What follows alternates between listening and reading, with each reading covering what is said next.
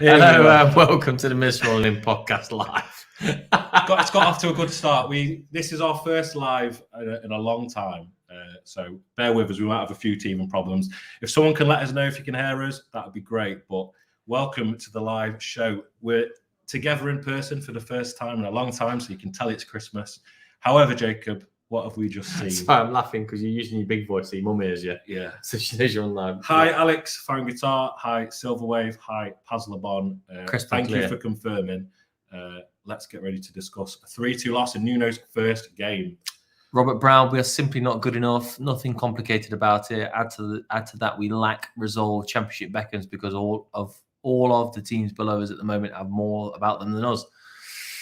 Yeah, we didn't think today the result was obviously bad, but I think the performance was actually pretty good. And then we saw today's results, and Burnley beat Fulham away, Luton beat Newcastle. Yeah, it's got a bit tits up today, hasn't it? It's looking a bit ropey. It's obviously not a great result. There were some moments of promise, but there was also some moments that were a bit bad. So it's a real shame. Naturally, we were against it, as Casey's pointed out. None of their goals go in with Bolly in the pitch, and I think maybe we've got to start there because I'm sure everyone knows that was one of the worst decisions I think I've ever seen. Not only was it not worthy of a second, and I know it's theoretically two separate yellows make a red. It's not worthy of a second yellow that makes a red. It wasn't worthy of a foul. It wasn't a foul. And if anything, the Bournemouth player, I can't remember who it was, might have been Christie. He fouls Bolly. If anything, it's just not. It's not anything. I just don't understand what the referee's seen. And I appreciate now some googling that VAR can't check it or interrupting the game for that kind of thing. But and not that I want them to, by the way. Because if that's the rule, and that's the rule, the law. Sorry, I know it's in football. If that's what it is, that's what it is. I don't want it changing just for us, but it makes it just makes it so ridiculous, doesn't it? Well, it puts us against we're under the cosh because of a terrible decision, and obviously it can't get overturned apparently. But I think that needs to change. If the referees are so incompetent that they can't make the right decision and they reduce us to 10 men, we're against it anyway. Let's face it, but. What can you do if a referee makes a decision that poorly? And I think the referee not only made bad decisions for us, but for Bournemouth as well. I think they can maybe be a bit aggrieved because I think the referee had a shocker for both sides. And I think it felt with my Forest head on like it was more against us. But I just think in general, the referee had a terrible performance. Yeah. I think there's a lot of screenshots going around on Twitter of the fact that Robert Jones is apparently a Derby fan. That's already actually been edited out of his Wikipedia page. But he is the referee that Jermaine Jenas, lifelong Forest fan, called a shithouse. So maybe there's something there, maybe not. Maybe I'm just clutching at straws. But when there's a decision that bad, and when he makes continuous decisions that bad, it feels like there's an agenda. And I'm sure there isn't. I'm sure there's an element of professionalism, but you can't help question it when it is that bad. Yeah. But I guess let's talk about the game because whilst it was 3-2, it was deflating to sort of lose it so late on. There were some signs of promise, I thought. I like what Nuno did today. I feel quite comfortable with him. Yeah, I mean, it looked like we were very low block. We were quite narrow to start with, but it looked like it was on purpose today. Like there was a means to an ends type thing, which I think Chris Wood. I mean, overall had a pretty good game, in fairness. And just before their goal, the red card, the second yellow. They had one that was it was meant to be a handball, wasn't it? But it's kind of behind his back like that. So I don't mind that so much. But that whole thing leading up to the second yellow card was just not cool because Bolly wins it twice, doesn't he? He wins one tackle and then wins another. It's a great tackle. It just honestly, we've gone straight back to talking to the red card. But I think before that, there were some signs of whatever system we were put in place today, it was working. Yeah. I saw Chris Wood skin a man and nutmeg him, which I never thought I'd ever see. Yeah. Origi looked like he was doing all right as well. I think both of their performances today, whilst Origi's was obviously a very brief cameo, he looked quite useful. So promising signs early doors. But obviously, we're forced because of the red cards to make the change our system, which is just unfortunate. And again, I know we won't go back to it and talk about it again, but just one poor decision can influence and affect a game. And I thought we did well to sort of combat that. Obviously, you're going to only do as much as you can with 10 men. But I still think, whilst it is deflating, to lose 3-2, there are signs of promise. That's what I've got to keep reminding myself, I think. But the defending, no signs of promise there for their goals. I think the defending was well. I think the first goal, it was a sensational header. I think more than the header, it was more the ball in that needed to be stopped, wasn't it? It was the close that down, because Solanke is in absolute the form of his life, isn't he? So it was just a great header, in my opinion. Yeah. The second and third, though, there's a lot to be desired, I think, from that. Well, the second one is just, Gary Birtles was, if anyone's listened to a dodgy stream, Gary Birtles was trying to blame Murillo's header. I mean, yes, it wasn't out, but it was significantly up.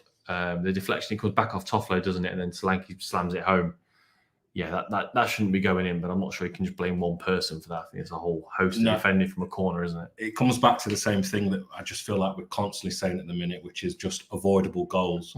And the words avoidable goals are getting quite painful to say because, again, whilst we can talk about the promise shown, when you look at the table because of the results that haven't gone away at all today, we're in a really precarious position. And Luton-Sheffield United is going to be a massive game because if Luton pick up points, obviously Newcastle's going to be a tough away day on Boxing Day. We're at risk of falling into that bottom three. So we are in a very precarious position at the minute. I mean, after today's game, I wouldn't say there's no chance.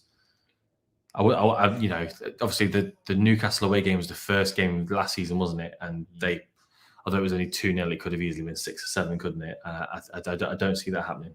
No, I think. But Luton are showing some fight. Sheffield United under Wilder have started to show some fight. It's Burnley, I think, are the only ones left that aren't really showing. Did they win today? Burnley? Yeah, but away at Fulham. Okay, take back what I said. Who just pumped us in West Ham? Yeah, so it's bizarre. It's a very bizarre situation to be in. Yeah, I mean, I think Wood's goal was a great ball in, one from the corner, great header, comes off Sinister, but I think it's still on target. Semenya should have had a second yellow card. Yeah, that was a stone cold. That he stood on him. I don't understand what about it's not a yellow card. If Bolly's is a red, that's got to be irrelevant of if Bolly's is. I think it's just a bad challenge, isn't it? It stands on him. Yeah. I think Wood had a great game. I think you've got to give credit where credit's due. Yeah. I think he had a brilliant game. So fair play to him. It's probably the most useful I think I've seen him. Obviously the defending was very poor for a few of the goals, but I don't particularly think there was any terrible performances out there. I think everyone gave a good go at it. Nico Williams again, great form. So's Toffolo. I don't think anybody played bad. That's why it feels frustrating because, like I say, we're in a precarious position, but you can see the promise, you can see the element there, and like I say, Robert Brown said we're not good enough, and I think there are elements to that where we aren't, but there are also elements where we are, and that's a frustrating thing. It's inconsistent. I think, and it's easy to say this, but I think with 11 men on the pitch, I think there's a significant improvement, whether that's in the result or the performance.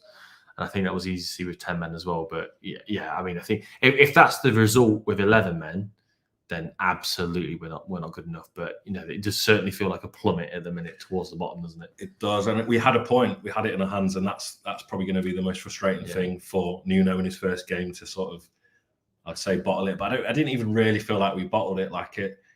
There was a bit of fight there, and I felt like it would have been a great point if we managed to hold on to the point. But alas, it wasn't meant to be. And once again, we sit here losing 3-2 to Bournemouth. It does feel slightly different to the utter capitulation from the 3-2 last season.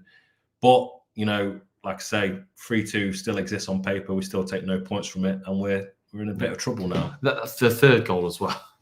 Jesus Christ, it was maddening, wasn't it? The third goal, because nobody pressured him.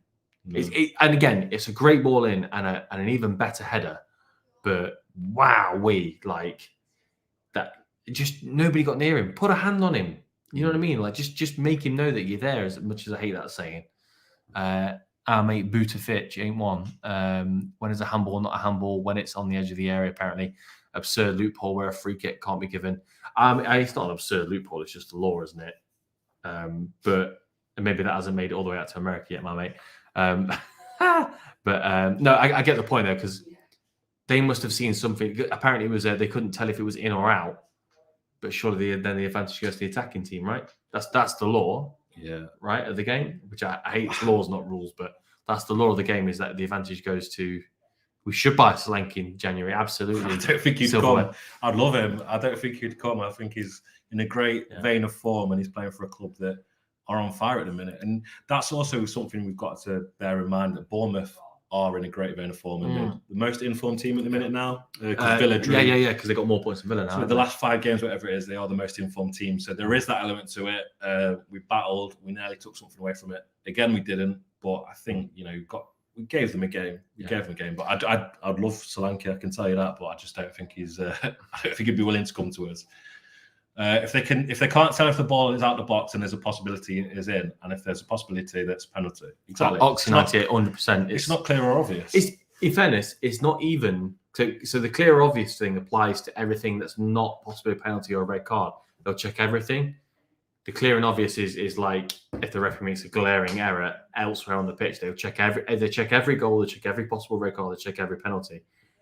If they think that, if they're saying it's handball and they can't tell if it's in or out the box, and it's in the box because it's an advantage to the attacking team, that's the law. Yeah, the amount of data they can get from the ball of its location and all that. Surely, if there's goal line technology, there must be something. I don't know. Like it looked like handball to me. It looked like a penalty. The only time goal line technology hasn't worked in the Premier League was once, and that was Villa. Yeah. Like, surely apply it to the rest of the pitch. Apply it to every line on the pitch, right? I think it goes back to just sheer incompetence from both the referee and the people that are supposed to be looking at these things and making the mind up to make sure that it's appropriately handled either way. And I think they got it wrong. They got a lot of things wrong today. Yeah. That's certainly one of them. Yeah, I think as well, it doesn't help when the referee's walking off the pitch at half-time looking like Smuggy McSmuggerson, does it? Yes.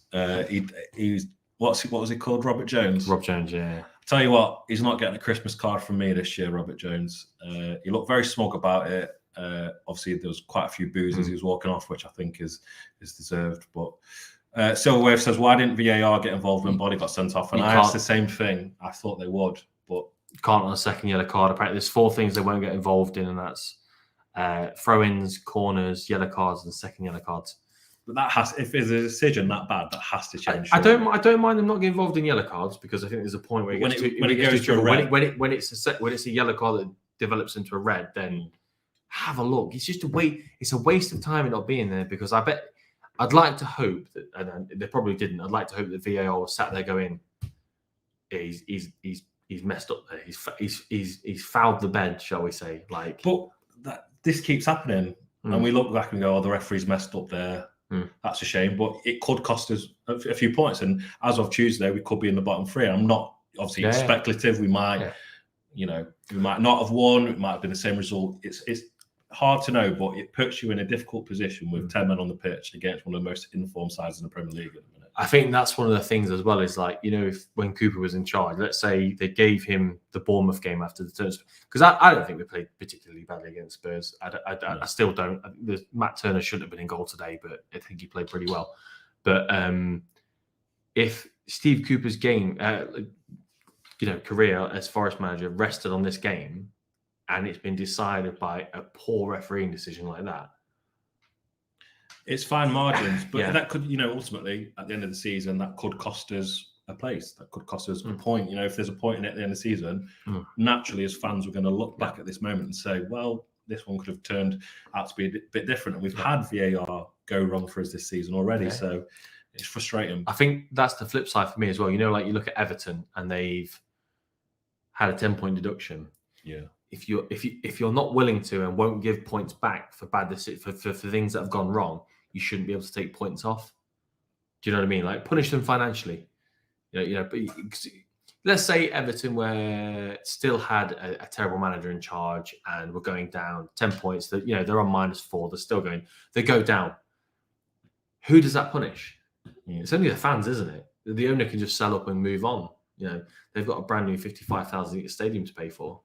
Well, we don't support Everton, we support Forest. No, and today is Nuno's first game in charge. So for those watching, please do let us know, how do you feel after Nuno's first game? Have you seen something in there? Do you feel happy with what he's done today? Do you feel angry with what he's done today? What is the general consensus? Because I think I liked what he did today. I saw what he tried to do. I think his game management largely, obviously, a bit ridiculous to say when we actually lost in the last minute, but I think largely his game management and substitutions were right. I feel like given time, we were obviously Cooper in, but I think a change needed to happen. And I think with time, I've convinced myself that Nuno is certainly the right person for the job. So be interested to hear other people's thoughts. David Rhodes says we were robbed. It feels like it in a minute. It certainly feels like it. With an emotional post-match straight after it, it feels like we were robbed. It feels like a robbery, but it's a shame. We were much more proactive, correct. The team showed more fight in Nuno's first match than us season, and I think you're right. There were elements with Cooper's team where we showed fight, but I think it persisted today. It didn't stop, which was pleasing to see. So I think it did well. How did you think his first game? Yeah, I think I said it earlier as well. Like, although we were playing a very similar team, like low block, narrow game, I think there was more organisation. I think it was more of a Nuno believes in this, whereas I don't think Steve Cooper ever believed in how we were playing. I think he was just doing it to avoid losing games, which didn't work. And I wish Steve Cooper tried to do the 3-4-3, 5-2-3. The way that we've got out of the Championship. I wish he'd stuck with that a bit more. But I just think Nuno believed in what we were trying to do today, and he managed to get that across to his players, because they certainly did. Players like Chris Wood and ELANGA was pretty good second half. Gibbs White looked up, so he had a good play. Yeah. Positive change with hudson-odoi coming off Mangala. Yeah, and putting Gibbs White in. Gibbs White deeper was pretty good. David Rhodes, we were robbed. I've already said that we've got this one. We still get problems with the defence with the crosses, and that is a problem that unfortunately still does persist. Yeah. And I think obviously first game, only a few days with the team, you hope that he can sort of wipe that out from our game. But like I say, avoidable goals, it keeps coming back to avoidable goals, and that's where we feel that we're at the minute. And we definitely have problems with dealing with crosses and just the defence switching off. And I think if there's anything that I would hope Nuno would do or will do, and that is to sort of fix that defensive shambles that we just have a spell where our heads just go in and we switch off. So yeah, Cooper's football was too passive and sat back too much and invited pressure. Unfortunately, I think you're right, which is really obviously sad to say. But we did, like Silverware said, we were proactive. We felt a bit more on the front foot today. And I think it helped. I think the crowd were behind Nuno. I didn't hear any Steve Cooper songs, at least on TV. I don't know if there was anything there. But I think the referee having such a shocker probably made it more like toxic. They were behind the team, which is good to see. Yeah. And also, side note, the fans sang "Father Christmas hates Leicester, hates the Derby." Yeah, 100%. Unbelievable. Well played. I think the point about Cooper's ball as well, I think we played the low block and then tried to play out. Whereas with Nuno today, it was very much get the ball to ELANGA, get the ball to Wood, and knock it down the line and get. It was very much get up the pitch as quickly as you can, which is the right way to play if you're going to counter attack, isn't it? I suppose. Yeah, you know what I mean. I'd love to see, and this is the same with obviously Cooper as well, but I'd love to see us as we are today, but with Taiwo. That'll be a big difference. And I think Wood had a great game. I think you can't knock him for that. But Taiwo brings a lot. Taiwo's in the right areas. Taiwo can hold the ball up. He can run. He can sort of, because Wood did have to come back and defend quite a bit. But obviously, I think every Forest fan would love to see Taiwo back. Unfortunately, he wasn't there today. But if we can get that performance out of Wood every week, I think he can be useful. And even seeing glimpses from Origi, he looked pretty useful. Obviously, he was taken off very quickly, but they both looked fairly useful today, I thought. Yeah, I mean, I'd like to see someone like Murillo move to left back. If he's being exposed at centre back, which I don't think anyone could probably argue he isn't at the minute, he's so good on the ball. Let's move him to a position where he gets a bit more room, and his defending. It's one of those things that if Murillo makes a mistake, of not pressing Solanke for the header, it's going to go in the back of the net, isn't it? It's one of those things. It's why John Stones does better for Man City as a defensive midfielder, because if he makes a mistake, he's got players behind him. Yeah, it's that kind of thing. And I wouldn't hate Murillo at left back. I think fullback's an underrated position for us because of the way, especially when under Cooper, and I think under Nuno as well, with the way he probably wants to play, we need good fullbacks, not just decent ones, good fullbacks. I'd really like what Williams and Toffler have done in recent weeks. I think they've shown a lot of fight. I'm not going to say that there isn't better fullbacks out there. Obviously, there is. But All you need is for them to turn up and show some fight. Mitch Harlow, friend of the podcast, been on before, deserved at least a point. Arguably the better side, even with 10 men. Agree with the Murillo at left back. Yeah, I mean, I still think the fact we were trying to win the game, not just get back into it, trying to win the game with 10 men throughout the whole time we had 10 men is absolutely commendable. Silverware, how about Murillo CDM? He can pass and run with the ball. Absolutely agree. I just can't see him taking Mangala's place. Can you? But imagine a Murillo Mangala. Yeah, maybe. Although Yates had a great game as well. Yeah. We're in a good position with centre mids. Yates was full Robbie Savage mode today, wasn't he? Yeah. It was if you were a Bournemouth fan, I imagine you hate him going home today. Yeah. I don't know if you saw the Spurs fans saying, "Who is this Ryan Yates person? He is a pain." And I think that's what he does best. He's the best. And another good game today. Obviously bleeds for the shirt.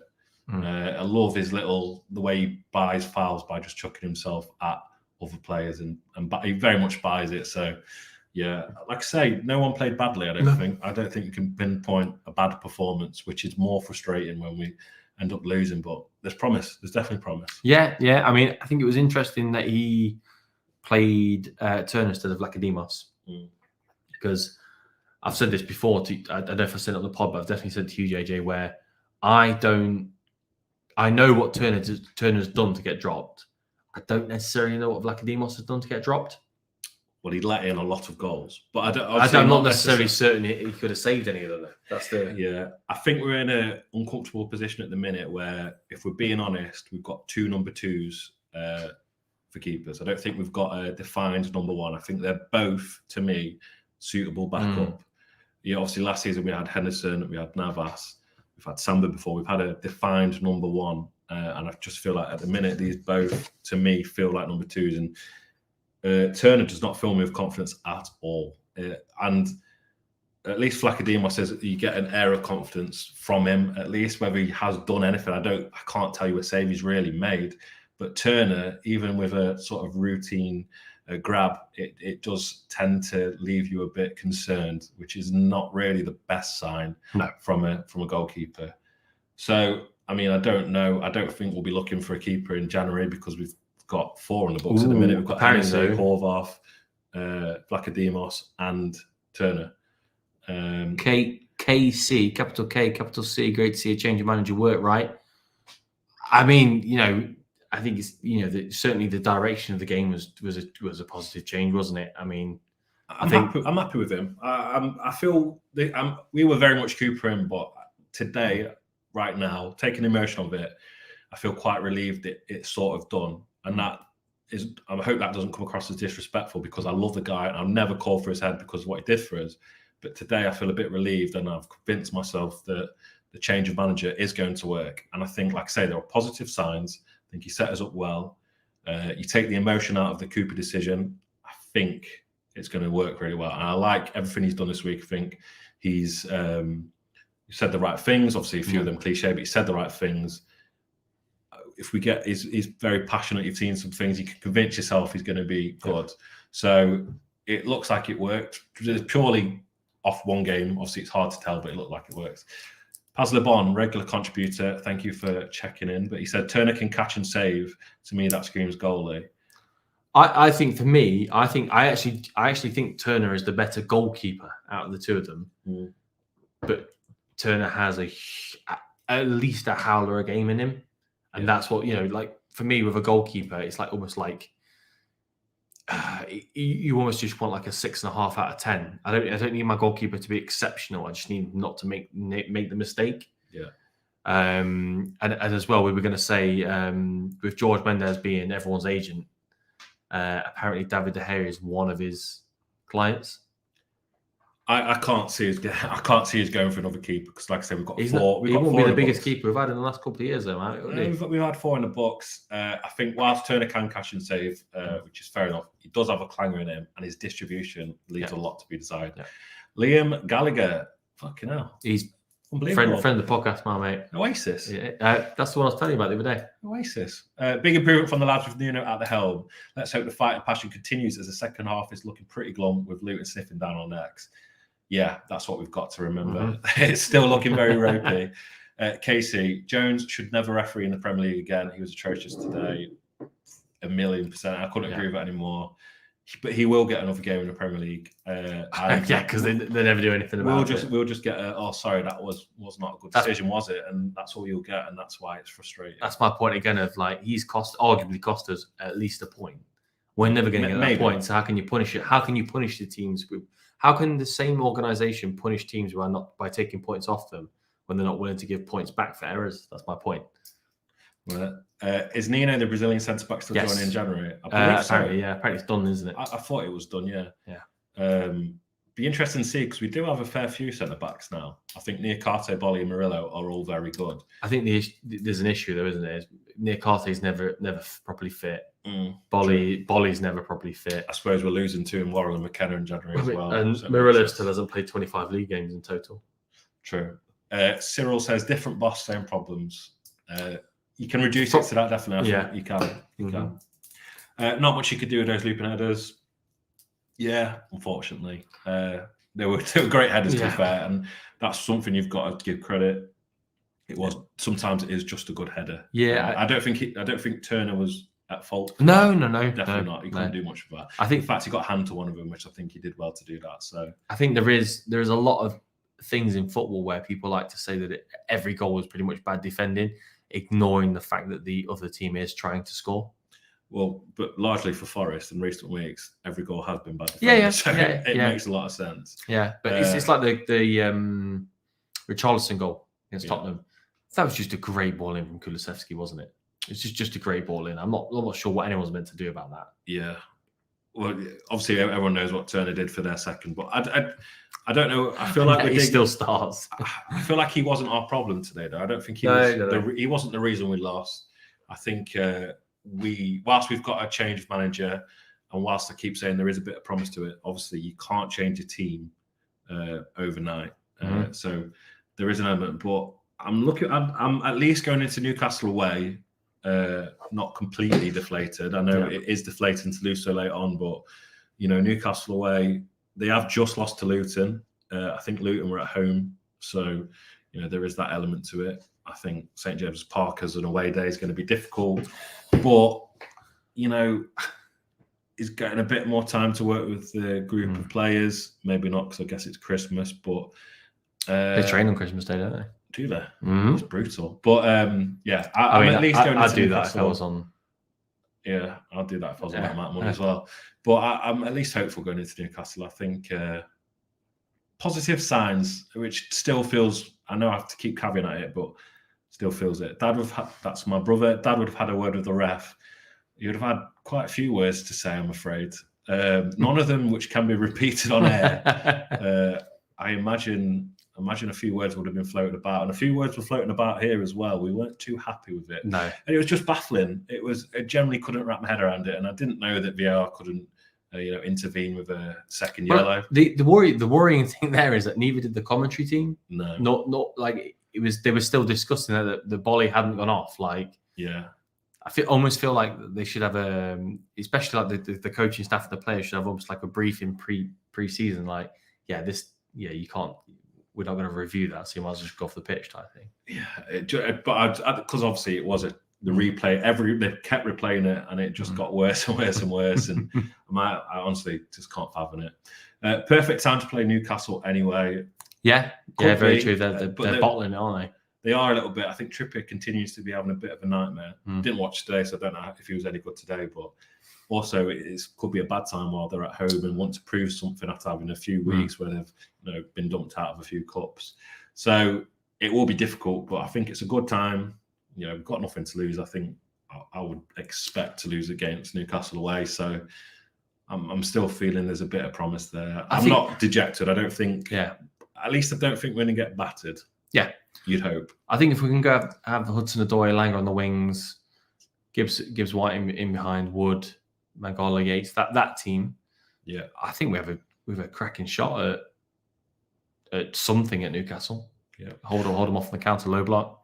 Well, whilst we've got people here, on the 27th of December, come back to our channel. We'll be hosting a live quiz where there'll be prizes to be won. So you can win a Forest shirt if you win the overall thing, and you can win some football prizes from Football Prizes. That is the company. So make sure you head back for our live quiz on the 27th of December at 8 o'clock. 8 o'clock, that's correct. Live from Big Mac Shell's If you kitchen. go to our channel that you're watching this video on now and you go on live, you'll see the video. Click notify me and then you won't miss it. And after Christmas, you know, get a few beers in. I think it'll be a bit of fun. It's a good quiz, so make sure you join us for that. Shouldn't be too long. It should be about an hour, shouldn't it, JJ?